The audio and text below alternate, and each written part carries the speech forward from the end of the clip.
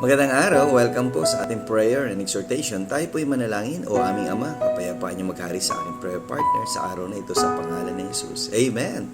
Well, let's proceed to our strong exhortation from the book of 1 Thessalonians chapter 4 and verse 1. Furthermore, then we beseech you, brethren, and exhort you by the Lord Jesus that as you have received of us, how you ought to walk and to please God, so you would bound more and more. Well, napakaganda ho nitong verse na ito na sinasabi ni Apostle Paul na tayo ay pagpatuloy at tayo hindi lang magpatuloy kundi tayo ay lumalago sa paglilingkod sa Diyos. Tayo po ay nananatiling matapat sa kalooban ng Panginoon.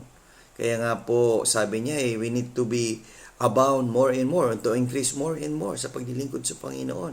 Saan na ba tayo umabot sa paglilingkod sa Panginoon? Marami na ba tayo nadalang kaluluwa sa Panginoon? Kung wala pa, di ibahagi natin na si Jesucristo ang nagliligtas, si Jesucristo ang tagapagligtas. At kung meron mang hindi pa tumatanggap sa Panginoong Jesucristo sa oras na ito, kaibigan, tanggapin mo na si Jesus. Tumalikod ka na sa iyong mga kasalanan at sumunod ka doon sa salita ng Diyos. Okay?